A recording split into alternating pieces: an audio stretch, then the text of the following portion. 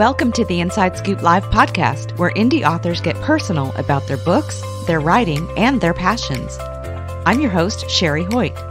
Join me for some lively conversations with debut indie authors and seasoned veterans alike. It's a great place to find your next amazing read or even get inspired. So sit back and enjoy the show and let me know what you think.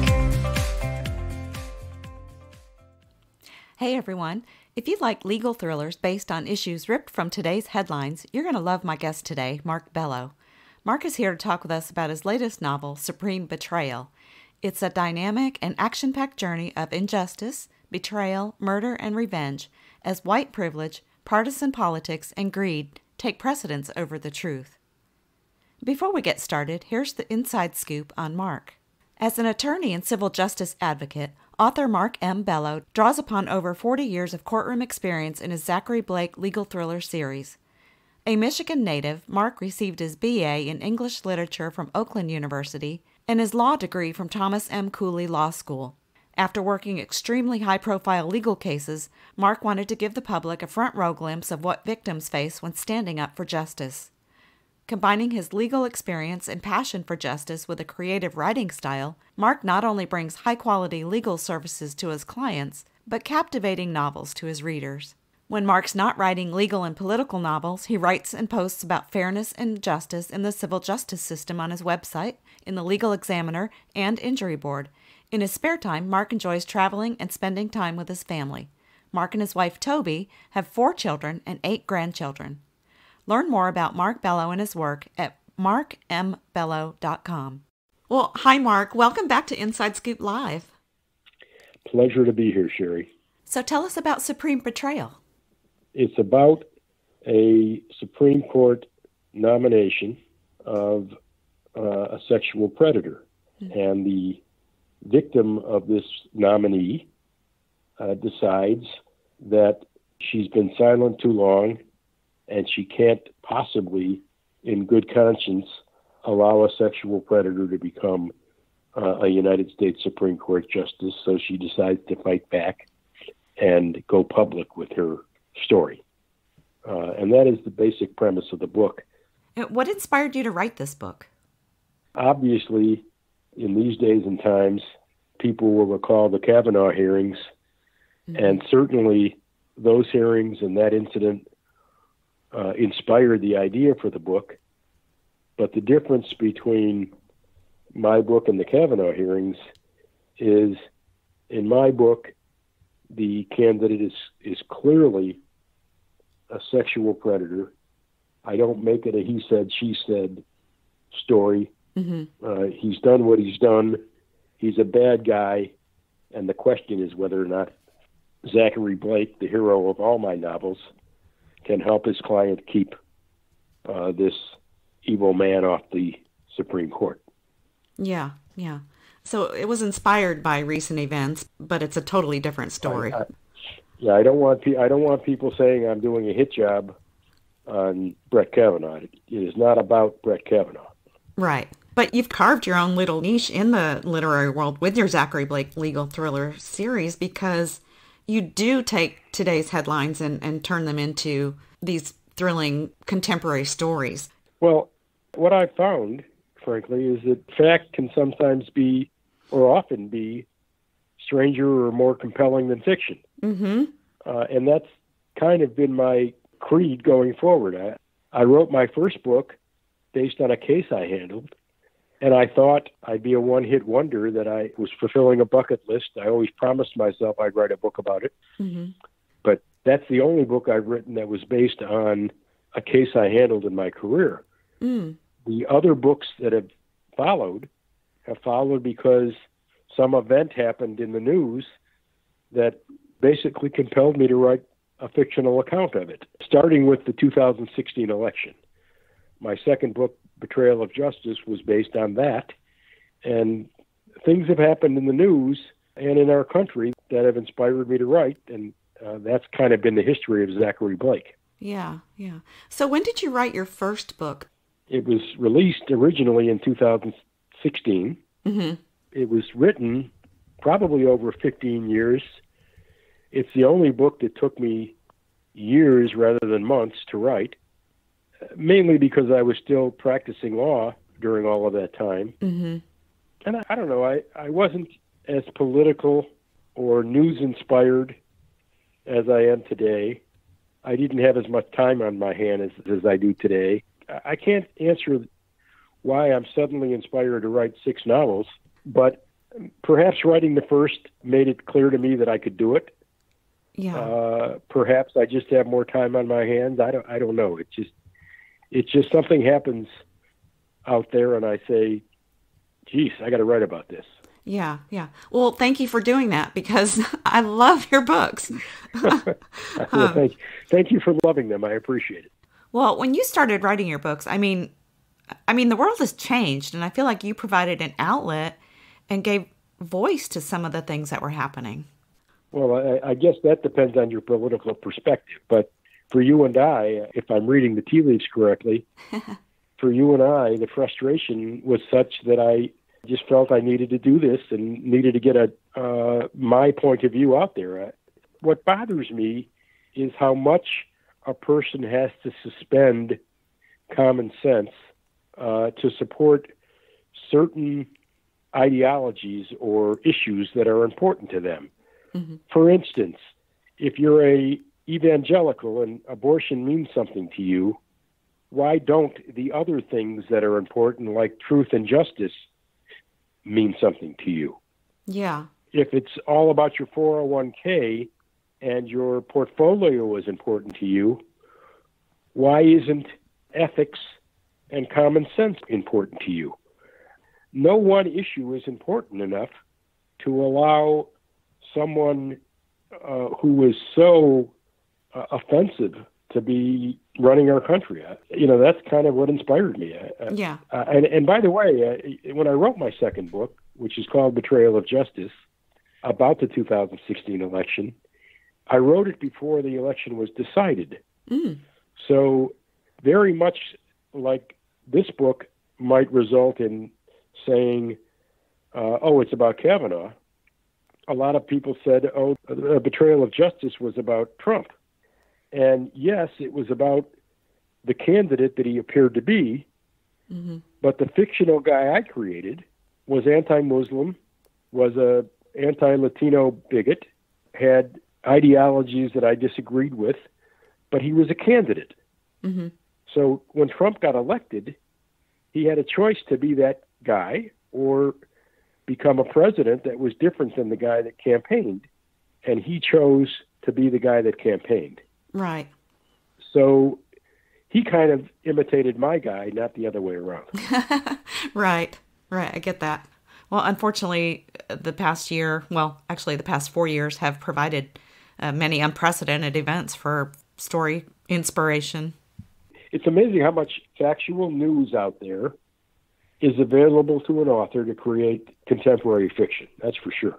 Or fact-based fiction, realistic fiction, as I call it. Right. Right now, for instance, I'm working on a novel about the immigration crisis.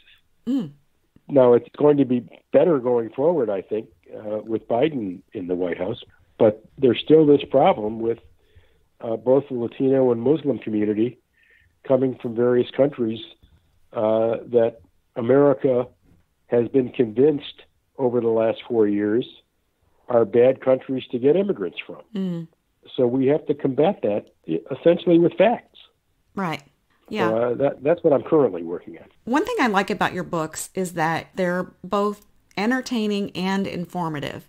And how do you balance writing a good story with imparting all of the knowledge you do about the justice system? I try to write and then stand back as a reader, and that helps me a lot. What I want to know is whether I can educate someone about a particular area of the law, yet entertain them at the same time. Mm.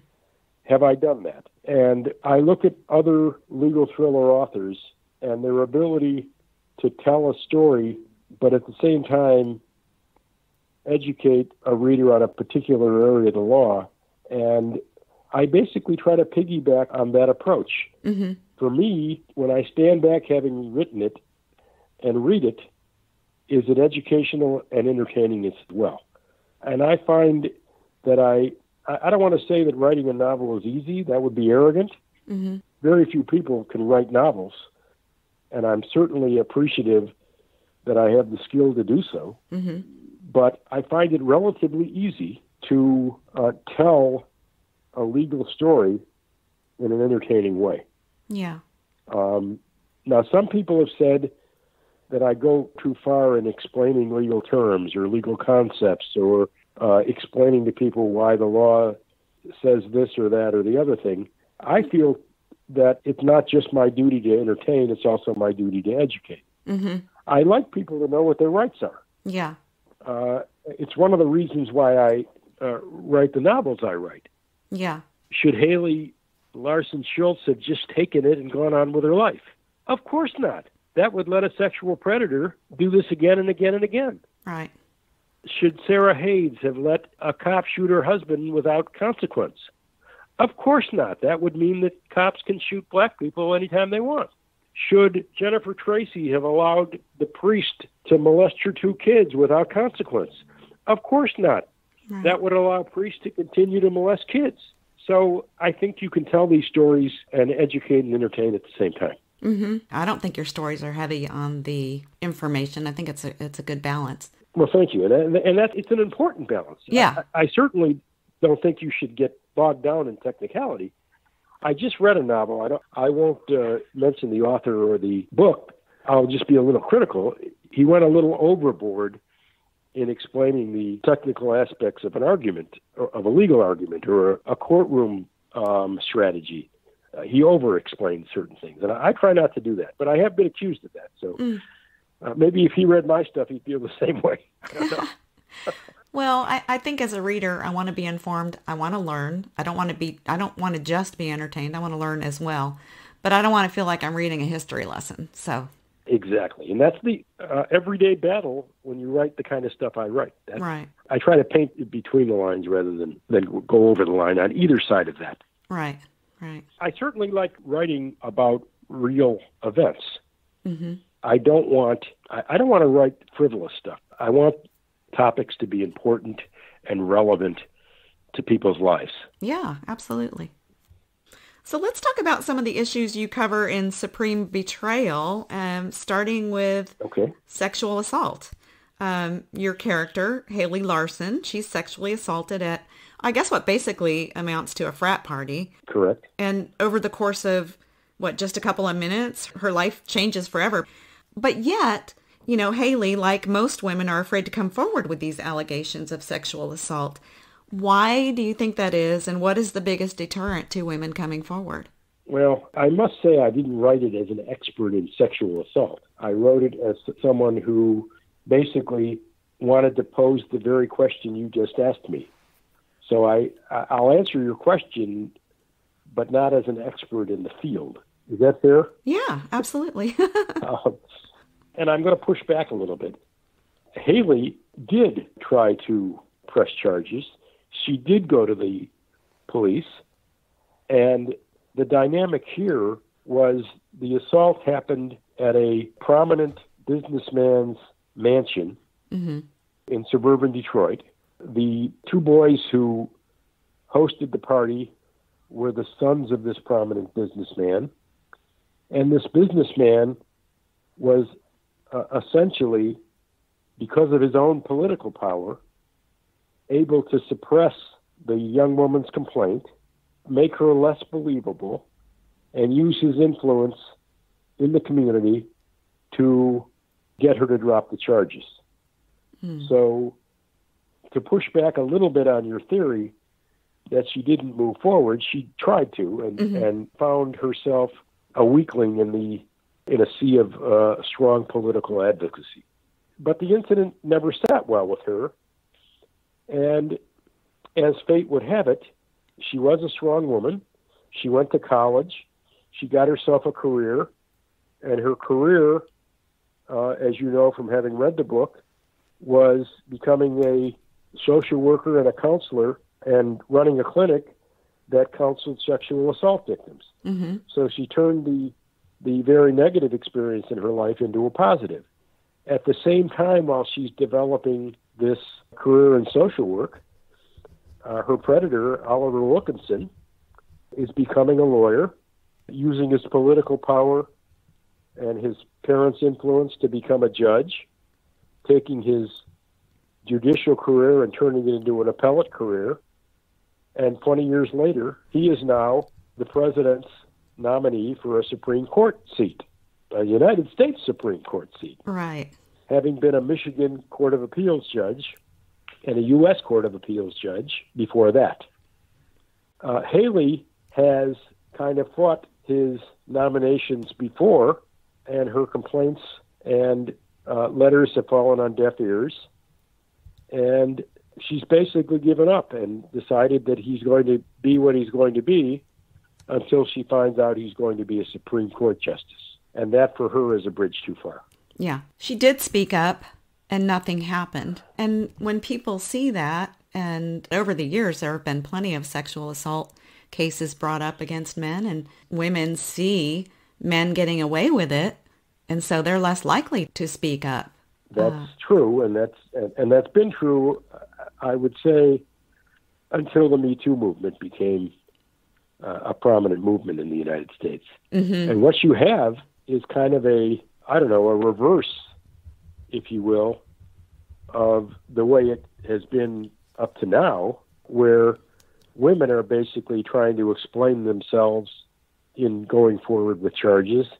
And now you've got men on the defensive, defending themselves from the more politically correct MeToo movement. And my reaction to that is, oh, well, it's kind of about time. If we men have to bear a little pain for women who have been assaulted to be heard, so be it. Yeah. But it is a little better these days, and the pendulum has shifted a bit, don't you think?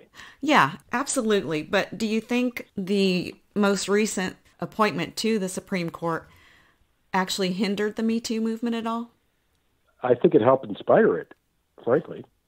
To watch what Christine Blasey Ford, similar to my book, and again, I'm not going to shy away from the fact that it was inspired by the Kavanaugh hearing, but she alleged a sexual assault that happened at a party in college, similar to the facts in my book 20 years ago or so. Mm-hmm. And whether I don't remember the specific facts of the Kavanaugh hearing, but whether she tried to pursue charges then or not, I seem to recall she didn't, which again is different than the fact scenario in my book. Right.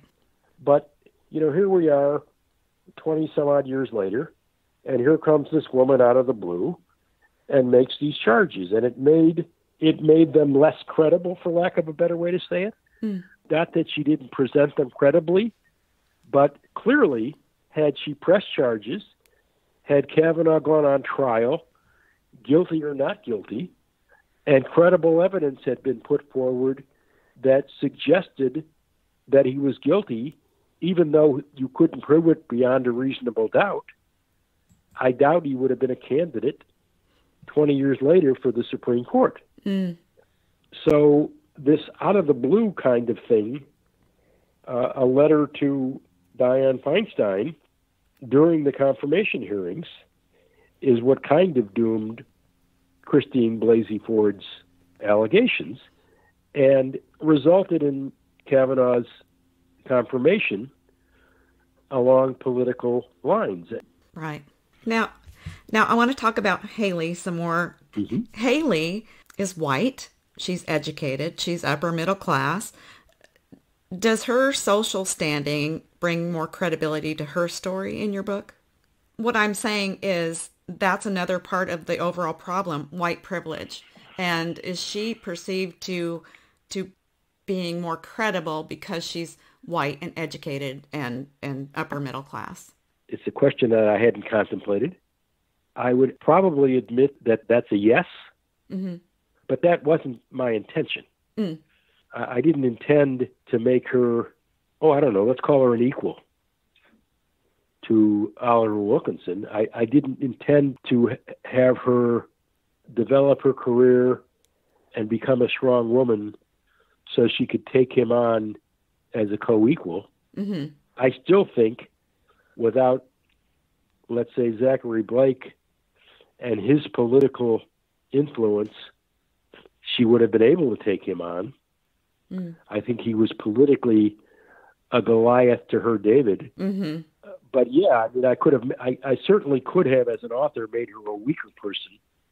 I don't really know how to answer that. It wasn't intentional. Yeah, no, I wasn't really wondering if it was intentional or not, but I guess the intentional part for me, I just saw parallels to the way white privilege is treated in the real world. I don't know, the parallels just stood out to me.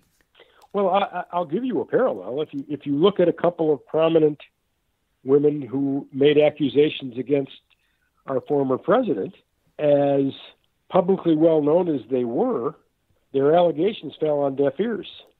He was more powerful than they were. Or for the majority of Americans, his presidency was more important than their victimness.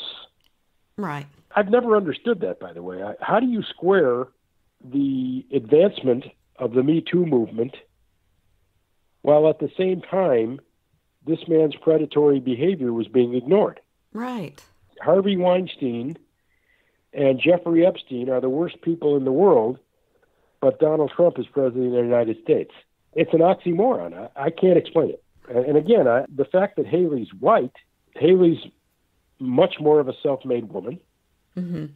She basically educated herself and used a negative experience in her life, sexual assault, to develop a career and a successful practice. You could call her a self-made woman.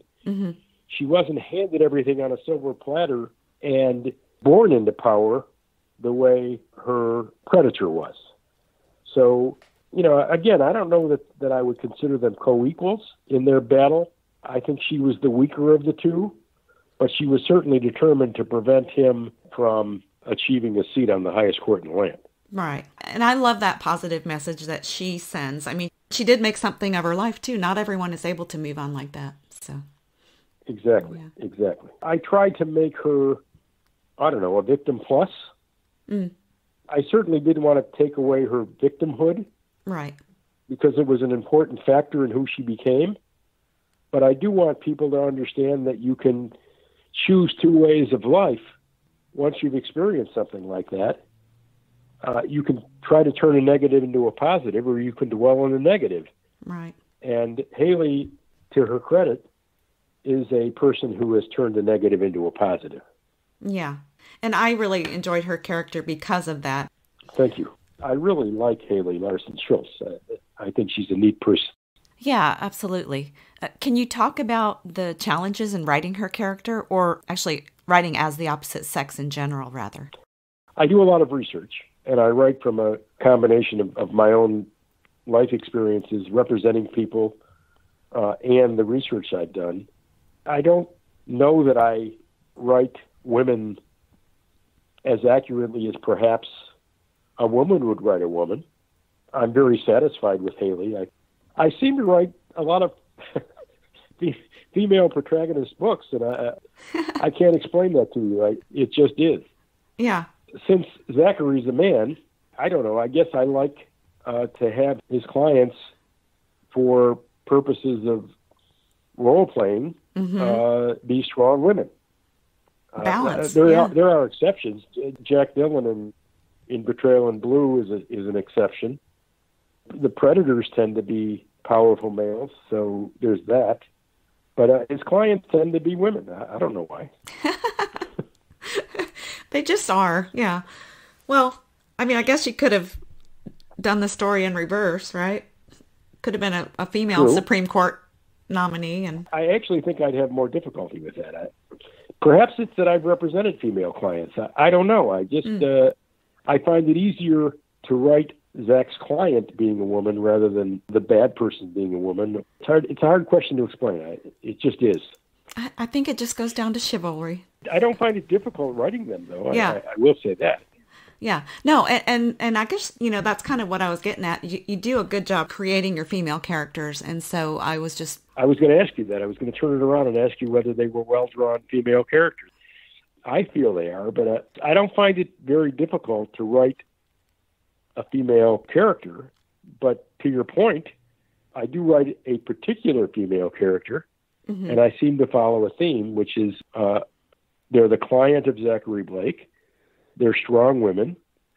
They have a point of view and a cause to fight for, and they do a pretty good job of fighting for that cause. Mm-hmm. Mm-hmm. Yeah. That seems to be a theme in my novels. Yeah. Well, and I will say that the female characters that I've read of your books do seem authentic because, I mean, honestly, I've read some books, I can't think of any, and I wouldn't call them out anyway, but where the female character it's so obviously written by a man that, I mean, I just can't read it anymore, you know? Like, I try very hard not to be that man. You're not that guy. So thank you for not being that guy. Thank you for having me. So talk about Oliver Wilkinson. I want to talk about his character as well because he was spot on. I was laughing and crying at the same time about his ridiculous behavior. And I really think that you created a wonderful character that people will love to hate. What went into creating this character? Well, he's the man I love to hate. I mean, as a husband, as the father of 3 daughters, a guy like that who can use his wealthy parents, his well-connected family, his privilege to push people around and get his way and bump his career any way he wants, and has never had to fight or earn anything, is the antithesis of who I am and who I've always aspired to be. So he's basically the guy I love to hate. Yeah. The idea that somebody becomes successful simply because they're born into it is abhorrent to me. I'd much rather they be somebody that earned it. I don't know. You know, you look at a Joe Biden or a Barack Obama vis-a-vis a Donald Trump or a George W. Bush. And again, I hate to be political. It's not a Republican-Democrat thing. It just happens to be who those 4 people are. Their path to the presidency was very different. Yeah. Abraham Lincoln, a Republican, had a much more common, decent, poor person's path to power. Right. So maybe he's a good example. Franklin Roosevelt and Teddy Roosevelt had the advantage of being Roosevelts, despite the fact that they were different parties. But if you take a Barack Obama or a Bill Clinton or a Joe Biden, they come from, blue collar, hard knocks, pull yourself up by the bootstraps kind of origins to powerful positions. That method is much preferred for somebody like me than the privilege and ease to power of an Oliver Wilkinson. That somebody like that achieves the power to judge others is very troublesome to me, both as a human being and as a lawyer. I don't want a judge like that judging my case. Right. And that was part of the motive for drawing the character. I want people to see that it's important how a person rises to power. And by the way, I'm certainly not saying that a person born with a silver spoon in his mouth can't be a social justice advocate, can't be someone who these things are important to. I'm just saying that they're less likely to be. Maybe I'm right, maybe I'm wrong, maybe I will get a lot of pushback on this interview. Well, the tendency is to be more like Oliver Wilkinson. Yeah, you certainly don't want that guy. Right. And that's what Oliver Wilkinson is, an everyman. He embodies all of the things that I find offensive in the type of person who he represents. So he was probably an easy character to write. Well, I don't want to say evil is easy to write, but it's certainly easy to hate. He's deliciously evil. I mean, it's almost like a caricature of evil. Yeah. I'm going to give a young woman and author a plug. There's an author who I met in my journey as an independent author by the name of D.A. Reed. And she writes, serial killer kind of things. And she has a protagonist, detective by the name of Caitlin O'Reilly, I think it is. Mm-hmm. And her serial killer in her first book, I can't think of the name of it. Some plug, right? But she's written several Caitlin O'Reilly novels. And her character is so evil and such a graphic serial killer. And she's got 2 young kids and a husband. And I asked her if her husband sleeps with one eye open. Yeah. It's like, how does this sweet young lady write something like this? And she says, people ask him that all the time. It's like authors seem to be drawn to writing their hero and then writing this antithesis of their hero. And that seems to be who Oliver Wilkinson is. If you look at Zachary Blake and his honorable legal quest for justice, mm-hmm. and you compare him to somebody who cuts corners and rises to power because of his parents' political prominence, and then behaves in a way that is consistent with the ease of which he obtained his powerful position, you can easily understand why Zachary Blake is who he is and why Oliver Wilkinson is who he is. Yeah. And I do love to point out the differences between the two of them. And in Betrayal High, the gun manufacturer and how evil he was, and his contrast to Zachary Blake, mm-hmm. that seems to be a theme with me as well. Yeah, they're opposites. They're polar opposites. And they're both powerful guys. Mm-hmm. So you can use wealth and power to do good, and you can use wealth and power to do bad. And that's kind of it's a classic battle of good and evil, and that motivates characters on both sides of my books. Yeah. I never thought about it, your books, as being the battle of good versus evil. I think of David versus Goliath, but I never thought of them as good versus evil, but they are. Yeah. Well, they're consistent themes to each other. Mm-hmm. The other issue, if you look at power, is you can use power to do good. You can use power to do bad. That's a choice. Yeah. Oliver Wilkinson was born with a silver spoon in his mouth. That doesn't mean he had to be a bad guy. He didn't have to be. That's a choice. Right. Well, I love this story. It's actually one of my favorites. Now, you said it's out right now for pre-order. It's pre-order on Amazon and then out wider on and for release on April 2nd, both in print and in ebook. It's also being prepared as an audiobook as well. Oh, good. All of my books up to Supreme Betrayal are available on audiobook.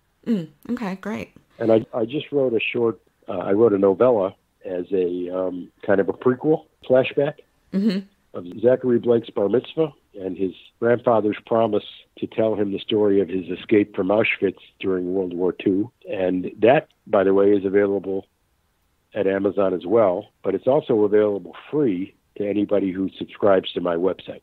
So you can go to my website, markmbello.com, and download the novella for free. Oh, that's a heck of a deal. And I've downloaded it, actually. I just haven't read it yet. Please do. Let me know what you think. I will, absolutely. I love I love prequels. Well, the neat thing about the novella is it kind of gives you the reason why Zach decided to become a lawyer. It helps you understand who he is and who he became. Oh, yeah, I love that. Now, I always like to hear about what an author's next project is before we sign off. And you mentioned earlier you were working on a novel about immigration. How long have you been working on this story? 6-8 months. I was writing it alongside Supreme Betrayal. The question was, which was I going to concentrate on? Because I had basically both ideas at the same time. I've never tried to write 2 books at once, and it didn't work out very well. So I kept having to put one down and pick up the other, and I decided I would work on Supreme Betrayal.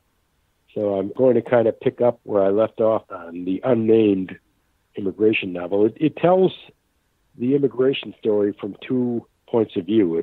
A Muslim woman decides to go home to Syria during the battle between the Turks and the Kurds at the Syrian border of Turkey and gets caught up in a hostage situation. At the same time, a young illegal South American family, the 2 kids are born here in America, the 2 parents overstay a visa, and plant that they work at is raided by ICE, and they end up separated from their family. So the plot shifts back and forth from the one family to the other. Oh, wow. And the one situation and the other. And that's been an interesting experience. As you can tell from the story, kind of ripped from the headlines again. Right. Oh, that's going to be good. Thank you. No pressure, but hurry. No. I hope so. Mark, as always, it's been wonderful talking with you about your books, and thank you so much for letting us into the world of Zachary Blake. Not a problem. We'll talk again soon. Thank you for joining me today for my interview with Mark M. Bello, author of Supreme Betrayal. You can learn more about Mark on his website at markmbello.com. And be sure to check out our other interviews at InsideScoopLive.com.